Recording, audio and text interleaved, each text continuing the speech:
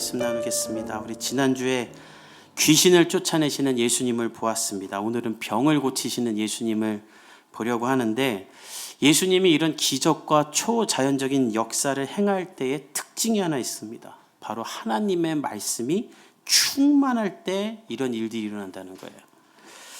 타 종교처럼 어떤 황홀견에 빠져 있는 갑작스러운 때에 일획성으로 기적이 나타나는 것이 아니라, 하나님의 기적은 철저한 하나님의 계획과 섭리, 그리고 예언된 말씀과 약속에 따라 이루어진다는 거예요. 우리가 본 대로 누가복음에 엘리사벳과 마리아가 잉태할 때를 기억해 보십시오. 갑자기 아이야 생겨라 얍 하고 아이가 생긴 게 아니죠. 아이를 못 낳는 그 여인에게 천사가 나타납니다. 하나님의 부르심을 입어 나타난 천사가 그 여인과 그 여인의 아들 세례요한을 향한 하나님의 말씀과 계획, 비전을 말씀하시죠.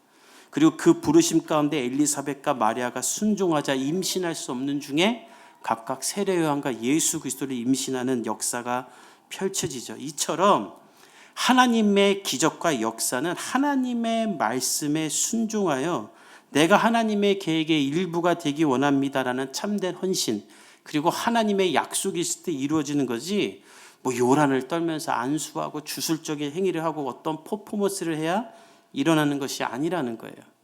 요즘 이런 이단 행위를 하는 사람들이 너무 많은데, 여러분 분별해야 됩니다. 말씀이 있는가 없는가. 말씀이 있다면 정적인 상황에서도 하나님의 기적은 일어나요. 과거 한국교회를 보십시오. 한국교회 주일 예배 드릴 때 남자들은 다 양복 입고 왔고요, 여자들은 한복 입고 왔어요. 예배는 우리처럼 이렇게 자유롭게 드리는 게 아니라 주보에 빼곡히 있는 순서대로 앉았다 일어섰다 교도문도 읽었다, 그렇게 하면서 목사님 설교는 또 저의 2배예요. 여러분의 담임 목사 설교가 짧은 걸 감사하기 바랍니다.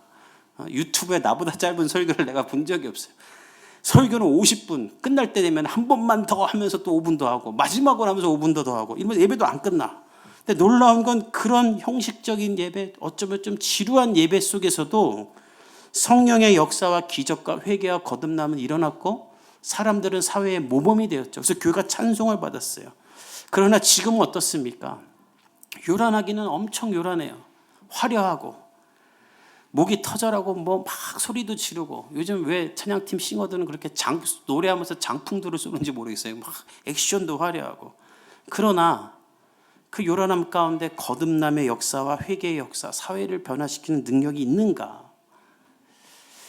오해하지 마십시오. 저는 우리 교회가 더 크게 찬송하고 더 크게 기도하고, 우리 교회도 재정이 생기면 더 멋진 음향과 조명도 달고 싶고, 그렇게 아름답게 예배하고 찬양하고 싶습니다. 그러나 강조하고 싶은 건 그 모든 것이 말씀 위에 세워져야 한다는 거예요.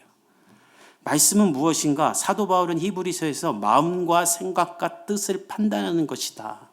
또 디모데 전서에서는 교훈과 책망과 바르게 함과 의로 교육하기에 유익하며 하나님의 사람으로 온전하게 하며 모든 선한 일을 행할 능력을 갖추게 하는 것이다. 정리하면 인간의 모든 이성과 지성을 일깨우는 것이다.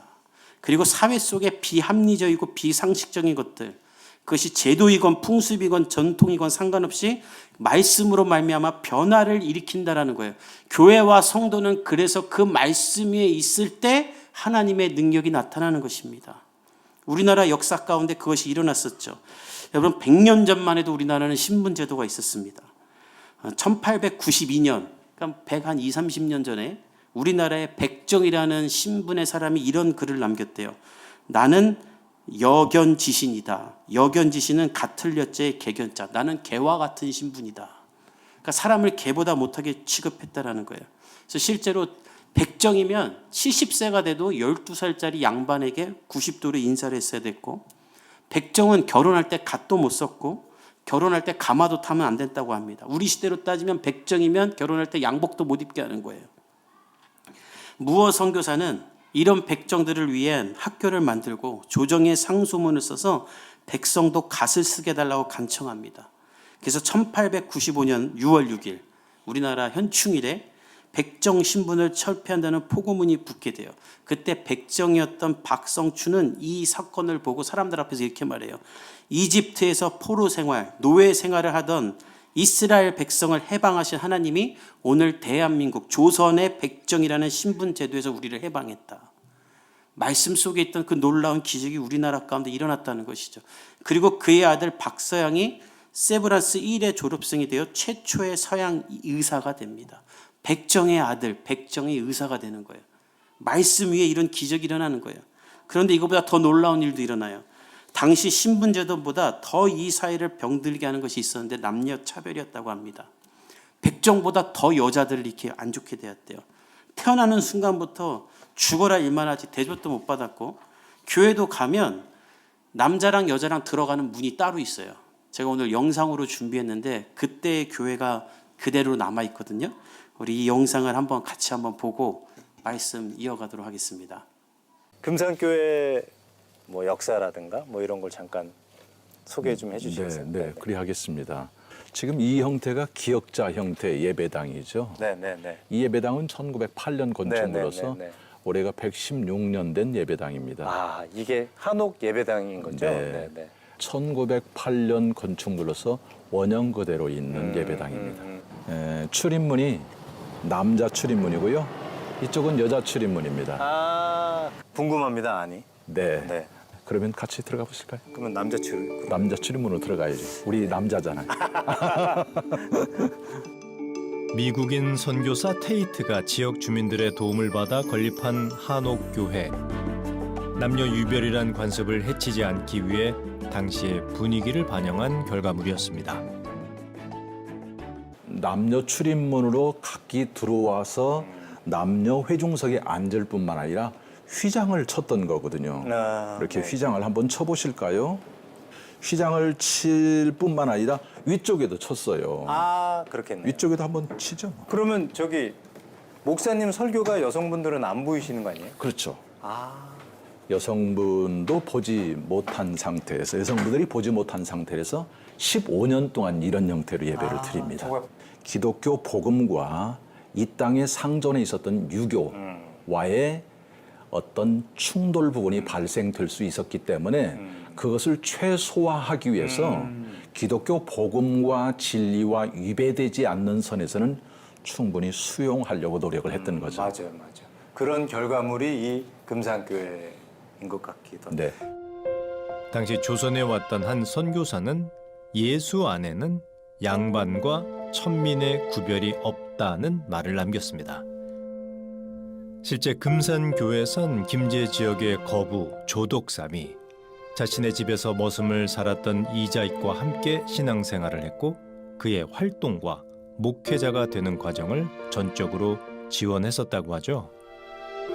이는 신분과 나이, 지역을 뛰어넘는 파격적인 사연으로 전해오고 있습니다.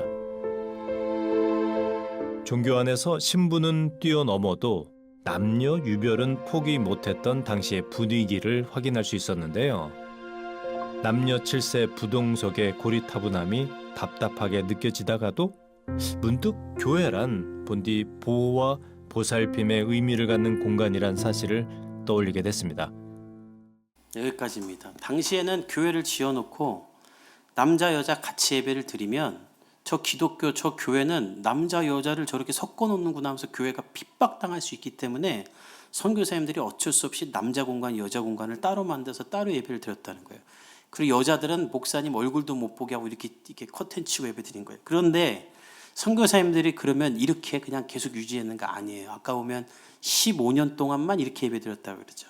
아까 나왔던 백정의 신분을 철폐한 무어 선교사님은 이런 예배당들마다 돌아다니면서 이렇게 설교를 했습니다. 남자들에게, 남자만 보이니까, 여자는 여기서 안 보이니까 남자들에게 아내를 존중하십시오. 왜 아내만 남편에게 존댓말을 씁니까? 남편도 아내에게 존댓말을 사용하십시오. 여자는 종이 아닙니다. 우린 이게 당연하지만 당시의 남자들은 충격을 받은 거예요. 태어나서 이런 말 처음 들어봤고 조선에 이런 말은 없었어. 남편도 아내에게 존댓말을 써라.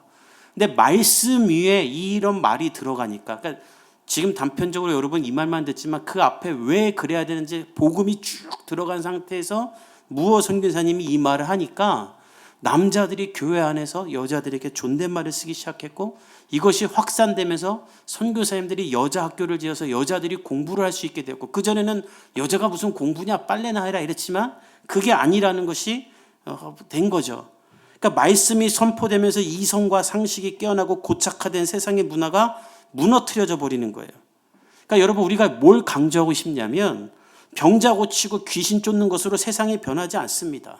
그거는 그냥 한 번의 현상이에요. 와 하고 몰렸다가 그냥 또 사라지는 거예요. 그러나 말씀은 세상을 완전히 변화시키는 능력이 되는 거예요. 예수님은 그 말씀 위에 병자들을 고치고 세상을 변화시켰던 거예요. 오늘 본문도 그 이야기의 연속입니다. 우리가 이것을 미리 알아두지 않고 이 본문만 보면 우리도 다른 좀 비이성적인 교회들처럼 야 기도하면 병 낫는다고 이런 일만 하게 되는 거예요. 그러나 그게 아니라 말씀 위에 하나님의 기적과 역사가 나타난다는 거예요. 그것을 염두에 두면서 우리 38절을 읽어봅시다. 시작. 예수께서 일어나 회당에서 나가사 시몬의 집에 들어가시니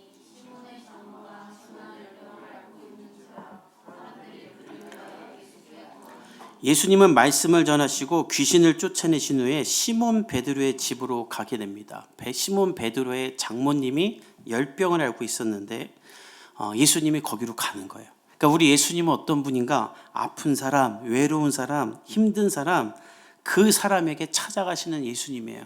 그러니까 여러분들이 힘들고 외로울 때 이 외로움을 이겨내려고 다른 것 찾지 말고 예수님을 찾으십시오. 예수님이 여러분을 찾아가 위로해 주실 줄 믿습니다. 그러니까 베드로의 장모는 중한 열병을 앓고 있었는데 이 갈릴리 호수 인근의 사람들에게 자주 발생하던 풍토병이었다고 합니다. 지금이야 해열제 하나 먹으면 낫지만 당시에는 이 열병이 너무나 무서웠대요. 열이 안 내려갔대요. 그리고 사람의 경기를 일으키니까 어떤 사람들은 열병을 앓는 걸 가지고 귀신 들렸다라고 말하는 사람들도 있었답니다. 그러니까 한 사람이 그러고 있으니 그 마을에는 이걸 모르는 사람이 없었겠죠. 예수님의 능력, 귀신을 쫓아내는 능력을 본 사람들은 예수님을 베드로의 장모에게 데려가는 거예요. 예수님, 저 사람도 고쳐주세요. 그 말씀이 38절 후반부에 있는데 성경을 보세요. 사람들이 그를 위하여 예수께 구했다. 예수님의 말씀을 듣고 귀신을 쫓는 예수님을 보며 사람들은 예수님은 이 질병도 고칠 수 있다. 예수님은 이 사람도 살릴 수 있을 것이라는 믿음이 생긴 거예요. 그래서 예수님께 또 구하는 것이죠. 누가 예수님께 구하는가? 누가 예수님께 기도하는가? 예수님의 능력을 경험해 본 사람이 예수님께 구하는 거예요. 그래서 평생을 교회 다녀도 예수님의 능력을 경험해 보지 못하면 기도를 잘 안 하게 됩니다. 기도해봤자 안 변한다고 그러고 기도하면 응답 안 된다고 그러고, 그러니까 응답이 안 될 줄 알고 기도를 안 하는데 어떻게 응답이 일어나겠어요? 그러나 하나님을 경험하고 예수님을 경험하면 예수님에게는 능력이 있구나, 예수님을 간절히 갈망하게 되며 예수님을 믿고 구하게 되므로 그 응답을 또 누리게 되는 것이죠. 전 여러분들이 그런 성도 되기를 예수님의 이름으로 축복합니다. 예수님은 그 사람들의 믿음을 보고 단번에 응답하세요. 우리 39절 읽어봅시다. 시작. 예수께서 가까이 서서 열병을 꾸짖으신대 사람들의 간청을 들은 예수님은 여인에게 가까이 가십니다. 사실 이 풍토병과 같은 열병은 가까이 가면 안 된답니다. 전염병이니까. 그래서 뭐 예수님이 사실 청지기 들고 뭐 검사할 것도 아니고 그냥 밖에서 기도하셔도 되는데, 근데 예수님은 가까이 가세요. 왜 가까이 가는가? 아이가 아픈데 옮을까봐 가까이 가지 않는 부모는 없죠. 예수님도 그런 거예요. 이 아픈 여인을 보며 그냥 몸이 본능적으로 간 거예요.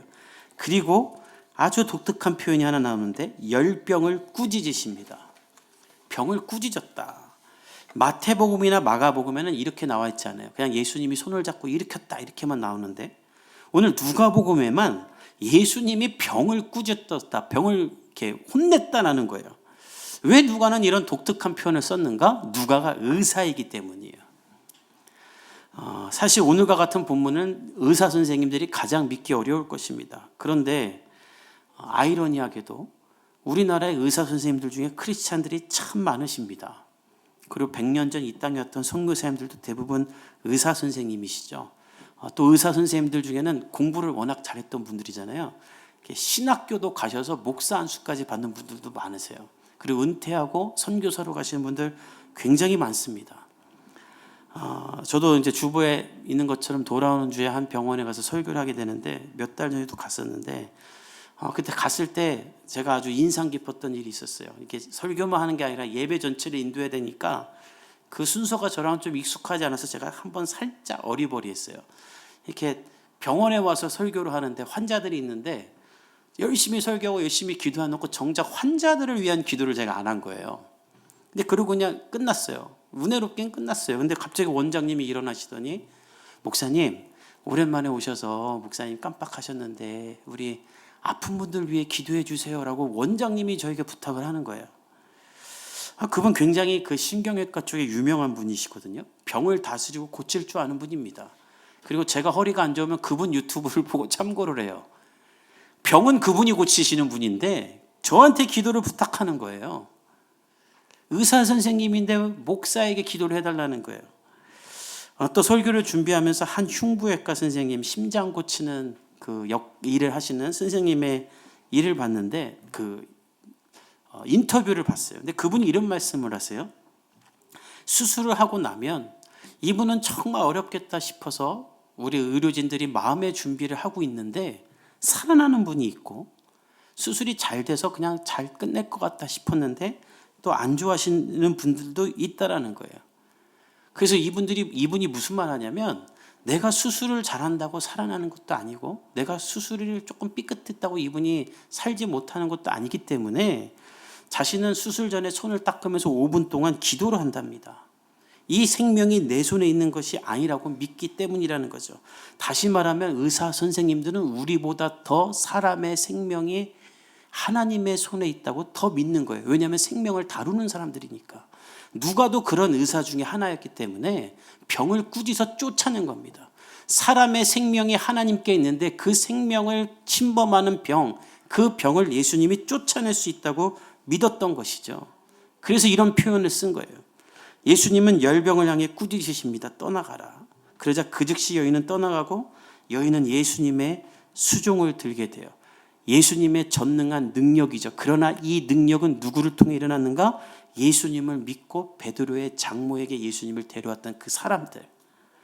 예수님을 열망하며 예수님께 간절히 구한 사람들로 인해 베드로의 장모가 나음을 얻게 된 거예요. 저는 오늘 여러분들이 이 사람들처럼 예수님을 향한 열망과 간구와 믿음이 생기기를 간절히 축복합니다. 그 마음으로 기도하면 예수님이 응답하시는 거예요. 오늘 이 말씀을 들고 여러분들이 간절히 예수님을 열망하며 믿기로 결단하기 바랍니다. 그리고 내가 가장 신뢰하고 의지하는 분이 예수님이 되길 바랍니다. 믿을까 말까 될까 안 될까 기도하면 예수님도 기분 나쁘지 않겠어요? 뭐 기도냐 마냐 이러실 것 같아요. 그러나 하나님의 뜻대로 행하며 주님의 행하실 것을 믿고 기도하면 그 역사는 일어납니다. 저도 몇 달 전에 우리 여원이가 열이 막 나는데 해열제가 있는데 너무 오래된 거예요. 그래서 그럴 때는 우리 은혜한테 꼭 카톡을 보내요. 우리 교회 은혜가 있는 건 축복이에요. 그럼 은혜가 얼마나 잘 알려주는지 몰라요. 근데 먹으면 안 될 것 같은 거예요. 열은 펄펄 나요. 방법이 없잖아요. 그래가지고 간절히 기도했어요. 하나님 열을 내려주십시오. 뭐 애가 열 나면 부모들은 방법이 없습니다. 근데 그렇게 간절히 기도하고 나서 30분 지났는데 열이 툭 떨어지는 거예요. 너무 하나님께 감사했어요. 그리고 아침에 일어나서 해열제 받으러 갔어요. 그러니까 여러분이 앞으로 내가 기도하면 항상 열은 떨어질 거야 하고 해열제는 안 사는 게 아니라 이게 믿음과 이성과 상식이 겸비된 거예요. 그러나 아무것도 없을 때, 의지할 곳이 하나님밖에 없을 때 하나님을 의지하고 기도하면 하나님이 역사하시는 거예요. 전 여러분의 삶에도 이런 일이 일어나기를 예수님의 이름으로 축복합니다. 이 소문은 삽시간에 퍼집니다. 그러니까 어떤 일이 일어나는가? 갈릴리에 있는 모든 병자와 귀신 들린 사람들을 사람들이 다 데려오게 되는 거예요. 우리 40절을 읽어봅시다. 시작. 해질 무렵에 사람들이 온갖 병자들을 데리고 나오매 예수께서 일일이 그 위에 손을 얹으사 고치시니. 베드로의 장모를 고치셨다는 소식이 퍼지자 사람들은 그냥 아픈 사람들, 아는 사람들 다 데리고 옵니다. 난리가 났을 거예요. 지금처럼 잘 세팅된 병원도 응급실에 환자들이 10명만 들어도 마비가 되는데 이건 뭐 막 데려왔을 거 아닙니까? 정신이 하나도 없고 아마 혼란스러웠을 거예요. 그런데 우리 예수님 어떻게 하는가? 40절에 보면 일일이 그 위에 손을 얹으사 고치셨다. 그 정신없는 사람들 틈을 다니시면서 일일이 한 사람 한 사람 따뜻하게 만져주시고 손을 얹고 그를 위해 기도해 줬다는 거예요. 그런데 이 손을 얹었다의 이 손이 원문을 보면 복수로 되어 있어요. 그러니까 두 손을 얹었다라는 것인데 두 손을 얹어서 기도했다라는 것은 안수를 말하는 것이죠. 예수님이 병만 고친 게 아니라 그들의 영혼도 구원하기 위해 기도를 하셨다는 건데 이것이 왜 특별하냐면 구약시대 때의 안수는 이렇게 기도와 은혜를 전가시키는 것이 아니었습니다. 구약시대 때의 안수는 예배를 드리러 가면 우리가 나를 이렇게 제물을 가지고 가죠. 동물들을. 그리고 데리고 가서 내 머리에 손을 얹고 동물 머리에 손을 얹은 다음에 내 죄를 이 동물에게 전가시킵니다 하고 이 동물을 대신 죽이죠. 그리고 이 동물이 죽는 걸 보며 회개하지 않습니까? 그때 사용했던 게 안수예요. 그러니까 다시 말하면 안수는 죄를 옮기는 게 안수였어요.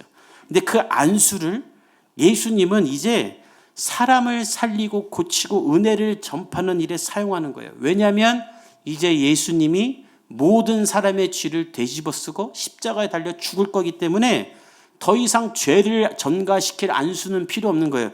이제 이 안수, 이 두 손으로 죄가 아니라 은혜와 능력을 전가시키는 것이죠. 전 여러분들이 기도할 때 예수님의 이 두 손이 여러분의 머리에 임할 줄 믿습니다. 그리고 여러분 자녀들 아플 때 부모들이 두 손 얹고 기도해야 되는 거예요.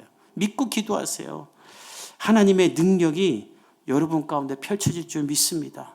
그렇게 되자 어떤 일이 일어나는가? 예수님이 병만 고친 게 아니라 기도하며 영혼을 고치니 지난주처럼 귀신들이 떠나가는 역사가 또 일어나는 거예요. 우리 41절을 읽어봅시다. 시작. 여러 사람들에게서 소리질러 이르되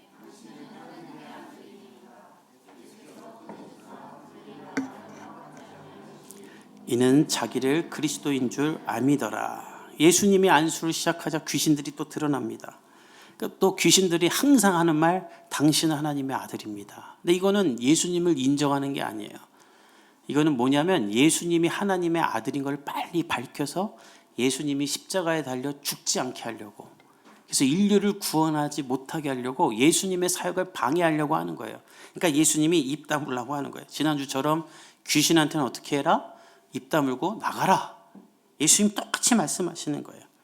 그러니까 여러분들의 삶 가운데 귀신이 말하는 일은 다 없어지기를 축복합니다. 지난주에 우리나라 국회 청문회에 무당이 와서 증언을 했다는데 그게 이 나라가 이렇게 무너지는 이유인 거예요. 무당들 말 듣고 이런 일을 한다는 게. 예수님은 그 사람들 다 입막을 하는 거예요. 그리고 나서 예수님 어떻게 하셨는가? 이 본문이 너무나 중요해요. 42절과 44절 읽어봅시다. 시작. 날이 밝음에 예수께서 나오자 한적한 곳에 가시니 만류하려 하며 예수께서 이르시되 내가 다른 동네들에서도 하나님의 나라 복음을 전하여야 하리니 나는 이 일을 위해 보내심을 받았노라 하시고 갈릴리 여러 회당에서 전도하시더라. 날이 밝아지자 예수님은 한적한 곳으로 가십니다. 마가복음에서는 기도하러 가셨다. 이걸 한번 생각해 보세요. 예수님 말만 하면 귀신이 떠나고 손만 얹으면 병자가 이렇게 살아나는 능력이 있는데, 아니 왜 기도를 하러 가는가? 기도할 필요가 뭐가 있어요? 근데 예수님 기도하러 가세요. 항상 한적한 곳으로. 왜냐하면 기도하지 않으면 이 능력을 하나님의 뜻대로 사용하지 않게 되기 때문이에요. 사랑하는 성도 여러분, 왜 가진 것이 많은 사람들이 더 기도해야 되는지 아세요?